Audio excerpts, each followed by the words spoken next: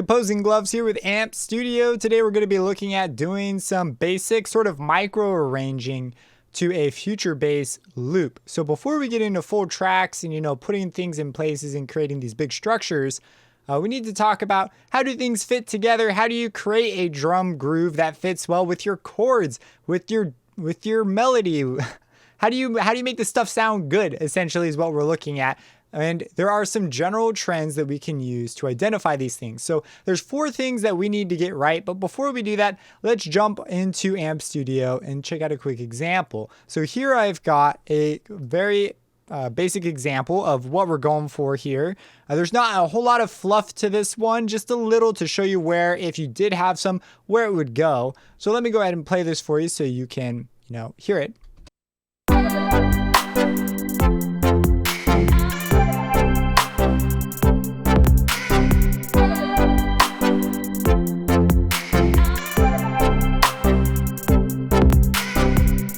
So there's definitely room for expansion now. We could totally copy and paste this and just change up the chords a little bit along with the melody, and away we would go.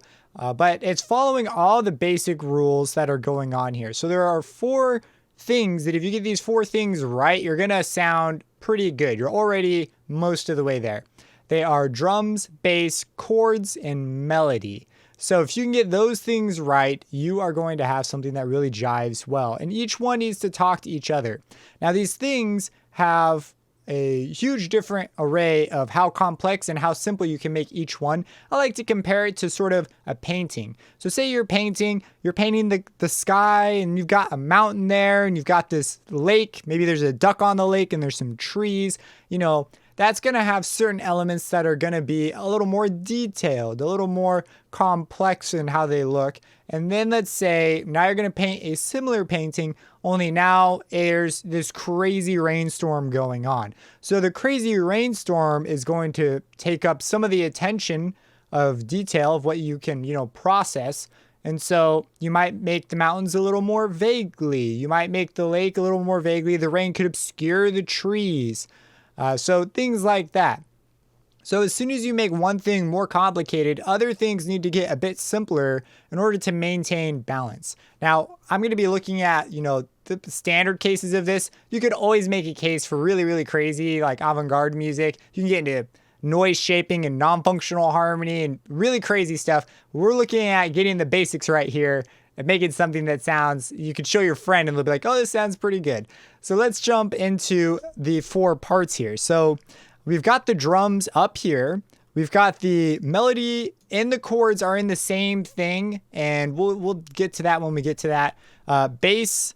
And then we've got some extra sparkles. So these are little extras that sort of help outline other parts of the music, what to do. And we've also got this little vocal chop, which kind of has the same role as what the bass is doing in this particular example. So let's talk about the jobs of each one of these things. So drums. A lot of people think rhythm. Rhythm is true, but your chords are going to have rhythm and your melody is going to have rhythm. Everything's going to have some kind of a rhythm. So the drums, what they really do is outline a skeleton for the more important and less important beats. And now this is typically what we mean when we say rhythm, but it's important to notice this. So in the drums, let's go ahead and solo drums. So let's take apart some drums here. So here we've got the drums. We've got a kick drum. Kick drum has a very important role. The kick drum outlines the beats that are the beats, the important ones. So for example, if we were doing like some house music, we would go boots and cats and boots and cats, right? The boots, that's the kick drum. That's the most important beat. If a conductor were to conduct it, that's where their hand would go down. It's called the downbeat because the conductor's hand literally goes down on that beat. So very important beat, and the kick drum does this. Now, you can see here beat 3, beat 2, beat 4, but you see there's some other kicks here. So these kicks do a slightly different job than the other ones, and what they do is they prepare you for another sound. So there's some other sounds here, right? We have these claps and these snaps and these rim hits and stuff. Well, these outline upbeats. So they're not quite as important, but they are very important. And you notice that they typically happen on beat 3. So we have 1. So here's beat 1, beat 2, and then beat 3 of measure 1. Beat 1, beat 2, and then beat 3 is right here of measure 2. And if we zoom in, they're actually labeled 2.3. And so these are going to outline those, and what you choose to do here. So there's a lot of ways to do this. Very music specific, how you're going to make your drums. Going for future bass, wanted something a little more open. And typically these sounds that highlight these upbeats are going to have long reverb tails and things of that nature. So they're all kind of these like these open things. Like a breath of fresh air. Someone opened up a box of Tic Tacs and the smell of it somehow made a noise. So that's what these are doing. And these are really, really important because they highlight sort of the second most important beat in the measure. These guys are just little preparers. They get you ready to hear that sound. They guide you, sort of say, hey, get ready, here it is. And this one in particular even isn't even the full kick. If you look, this kick's got the full thing. This one's just a little push. It's just, let me turn these off. That's all it is. There's a click there. We could deal with that, but I decided to ignore it for the time being. So, and it's preparing you for these hits. That's all it's doing. And then this kick over here, same job. I decided to leave the full thing in this time. Now, this one, not this one. This one is the downbeat, right? Beat 3. This one's preparing you for the next kick. Typically, you make this one a little softer, or you can make it louder and then get softer. You have some sort of a little push, though. And it really makes the music gain a sense of momentum on, like, this is where we're headed. Gives the listener cues, as opposed to if you were missing all this stuff, it would still sound okay, but it would just be kind of, you'd be missing a little bit of life here. That's exactly what this is right here, too. Another little push. So that's what the kick drum's doing, and that's what all these extra sounds here, they all pretty much play the same role. And then down here, we've got this little hi-hat. So the hi-hat just, ticks along. It's a little sort of dinky sound, and its job is to just keep you moving, keep you sort of in your head. You've got this little beat going. And then you'll notice we also have little prep sounds for the most important beat. So, we have this little like riff here, and then we hit the downbeat. We have a little riff, we hit the downbeat. There's also another big idea here, which is we have 3 beats, and then on the 4th beat, we do something different. This is going to be true of a lot of things. Sometimes you have 3 measures, and on the 4th measure, you do something different. There's something about 3 things and then doing something different that our brains just really seem to like. It's all over the place in music. Classical music does it. Rock music does it. Everything does it unless it's really weird music. And even in that case, a lot of times it still does it. So that's how, though, our drums are working here. And notice that we've left space. Space leaves room for anticipation. And although we have these hi-hats ticking away the whole time, they're not particularly compelling. They're really there just for that purpose of keeping the rhythm going. Your brain doesn't go, well, this is so interesting, let me listen to each one of these hi-hats really specifically. You don't do that. You really process the whole drum kit as it comes in. Now, that time you may have been like oddly listening to the hi-hat, but that's how the drums sort of function.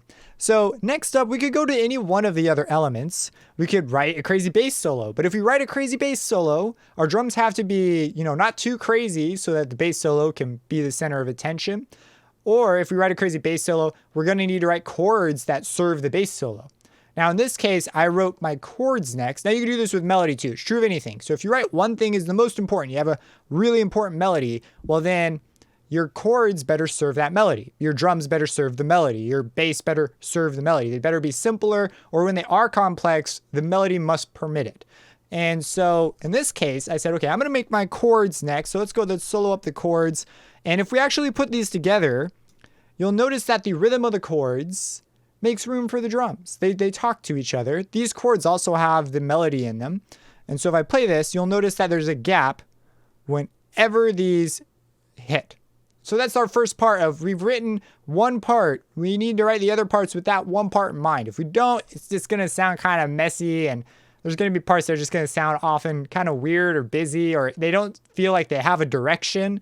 You're kind of aimless, which is the most common thing I hear is just these, when I get music from other people who are extremely new to music, That is by far the most common thing I get is there's these aimless directions where something will happen, but there's no clear reason why. And they've often violated a lot of these rules all over the place.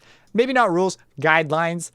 You can violate the guidelines, but don't trample them. They're there because they work. So here's the chords, and notice that these hit on those spots.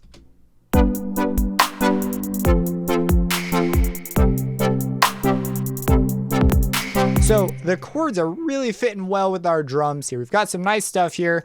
Now, I'm not going to get into the notes and things, really an entirely separate video here on writing good voice leading and all these different ideas. But essentially, the chords have a rhythm. You could always start with a chord pack. You could grab some chord pack. For example, all these drums are from the Future Bass Pop kit. So if you want the same exact drums, this kit's available on the website. You can get it there, but they've also got some MIDI chord packs. Grab some MIDI chords, and then there's sound design and all that stuff. We're going to just ignore that stuff for the time being and just look at, okay, we've got this sound, it's playing a role, and we're making room for according to what we've done elsewhere. And so that's what's going on here. The big thing was sort of creating this pocket. I originally actually had these over a little bit, and it wound up just not grooving as well because it got in the way of the drums. So that's what's going on. Now within the chords themselves, I have a little bit of a hierarchy, right? We've got our basic idea. Ba ba ba ba ba ba ba ba ba ba ba ba. That's it. Short, long. Very simple idea. And the chords speak through this idea, but you'll notice it's soft, and then opens up. This is actually the filter. So the filter's a little more closed, then it opens up. And it opens up the most on the last chord. So for example, so see how that one opens up? Over here, this is probably the most obvious one. So this one jumps up a lot quicker. Bum, bum, bum. That kind of a thing. And again, we have these longer notes that are sort of just pushing us to the next note. So they sort of help the kick out and saying, hey, something is about to happen, and then it happens. So this also works really well with what's going on in the drum section. Now, you'll notice not all of them do that. Some of them, these are longer. It's because once you've done it once, your brain tends to fill it in for me. So I don't have to do it here. So this is great because it makes it sound a lot cleaner. I don't have to have the sound everywhere. I can leave more space, and it contributes to the overall feel of the track. I don't have to muddy everything up by having notes everywhere. So check out once you listen to this one for some reason, it just sounds longer just because you've already heard the way the phrase goes. And there's also some reverb there that helps it out. Now, when you're paying really close attention, obviously you can tell that it's not the same length. But when you're just listening to it at the beginning, I bet you did not notice that. And you probably registered as a longer note here, just comparatively to these. So that's what's going on. There's also some the movements down here that help with that illusion. So with the chords, now on the top, real quick, this is my melody essentially. And if you're gonna write melody with your chords, you wanna make sure that you don't cross your melody. If you have your melody in a particular voice, so in this case, notice that there's 4 notes in each one of these chords, and none of my voices ever crisscross. If they crisscross, it generally sounds funky. There's actually harmonic rules for this, but we're gonna ignore formal harmony right now and just say, if it sounds weird, that's probably one of the reasons why. There's other reasons, but it's especially true of your melody.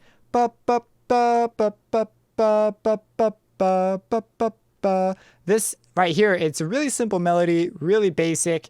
And the chords, right, I have more complex chords going with it, which is why if I made this more complicated, it'd be more difficult to create rhythmic chords like this. You could still do it, it'd just be a bit trickier. So, but that's definitely, watch out for that. Try not to don't have melody chord notes going above. It's going to just sound weird. It's like you've confused the importance of the chords in the melody. So now you could, of course, have this on a completely different sound, sort of negates the issue. And you could have a solo come in. You could have a whole bunch of other things. You don't have to include it like I have here, but they're playing that role. Now, after that, we have these vocal chops. And we have these this bass. So the bass, what it's doing is, first off, the kick's got a job to do, and it already sounds low. This bass does not want to get in the way of that kick. So the bass is only outlining the harmony. This is the very classical of also how people looked at bass for a long time. Was the only job of the bass is to outline the chords you're using, and that's it. It's to help the progression and provide interesting voice leading, and that's all you're going to do. It determines the inversion of the chord. So right here, I really left it out of the way. Well, let's add it to the mix here.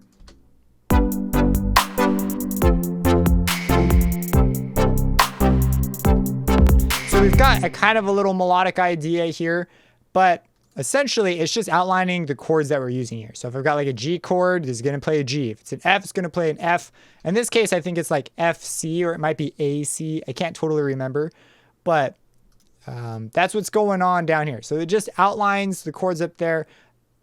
Bass is really interesting because of how we now have dubstep and things. And so it can really begin to cross into a bunch of other areas, but we're going to keep it just general way it typically works. And then from the bass, we also have these vocal chops that I've added in here because I was making a future bass thing.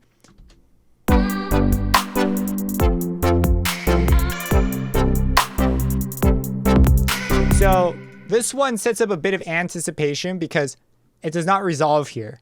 It doesn't resolve until way over here. This is some nice things you can do to keep your phrase compelling to listen to without making it uncomfortable to listen to. Like it sounds like something went wrong. And also I didn't draw attention to this, but notice that this bass note is not on beat 2.3. It's not on beat 3 of measure 2. And this is great for two reasons. First, it subverts expectation because you expected it to hit here. You expected something to happen here, but I've already got my drums doing something great there. So I don't want my bass to get into that. That's going to detract from that moment. And now there are times where it'll sound cool, but in this case, I wanted to push it off a little bit. So this creates an interesting syncopation with what's going on with the drums. So the parts are, again, looking at each other. It fits with the melody and what it's doing because the melody, right, is going to hit its own chord stab right after this. And so it really just glues all the parts together. And that's what we're going for here. And you'll notice that this same thing's used over here because this is already going to sort of fight with the kick. Like notice over here at the beginning, bass doesn't hit on beat 1 because the kick's there. And I don't want to take away from the kick's impact. So I push it off a little bit. And it's great. It adds a sense of like, whoa, what's going to happen here? But we have a really strong core with the chords and with the drums. So the bass can add these like extra interest while also fulfilling that harmonic purpose, keeping the bass interesting. And that's kind of the same thing that the vocal chop's doing. We have a build right here that could be arguably going to the kick, but it really leads better to what these do. So we'll save this, but then there's also the long-term resolution. So, I mean, there's a lot of great little things going on here that if you just obey the rule of, pick your most interesting thing, which I think in this case would be the chords, and then have everything else serve that, you're going to get something that grooves. Now, finally, we add on these, I call them extra little, well, they're called ornaments, I guess is what you would call them technically. But we have these little phrases, these little motif ideas. A motif is just a small little melodic idea, a rhythm with a contour. And if we were to add in, let's add in our first one. It's this little flute sound thing. Actually is an instance of volt. We have these little ups and downs. This is very nice, kind of floaty. And it's just giving us a little bit more of the notes that we're using, the key that we're in, which was picked by the chords. And I actually wrote this first. It just wasn't working out. It was much longer. And I shortened it down to these little ideas and sprinkled them in on the most important parts. Remember that 1 and 3 thing? This happens on 1, measure 1. This happens on measure 3. And you're just going to notice this all over the place. This 1-3 sort of one hit combo. So we've got here our first little phrase, then a little response to our prior phrase, and it matches along with what the chords are doing a little bit. And then I decided to enhance this a little bit more by tossing on this little sparkle sound. And is there a way to group solo, unsolo everything? Sparkle sound by itself sounds like this. That's it. It's just outlining the chords, again in that same spot for those same reasons. And when you put all this stuff together, you get a really cohesive thing. So next time you're writing a melody, you're writing a bass part, keep these things in mind. It can really take your music from sounding sort of jumbled and lacking direction to having a lot more direction. And at this point, we could easily expand this out and alter something like the chords, or maybe we change the chords to be a little less important in the second bit. I would really build this out to a full 8-bar phrase at least, but you could maybe make them a little less important after that and move interest over to the bass and have the bass be a little more complicated. You could change the drums up. I mean, this is what really allows you to build into bigger tracks and fill things out. You could build to a drop a lot easier. You can have a drop that's really interesting and crazy with the sound design, but then the drums will typically be quite a bit more straightforward. It's once you know how to sort of look at these things, you'll notice you can use this to analyze just about any piece of music that follows functional rules. Non-functional rules would be you don't know what job that sound does. Functional is you can tell what that sound is doing. If you have any questions about this, feel free to let me know. Subscribe and hit that bell icon for future videos. And if you've not tried Amp Studio, give it a shot. It's a great DAW. It's online entirely, so you can work from anywhere. It's pretty crazy. And yeah, and have a blessed day.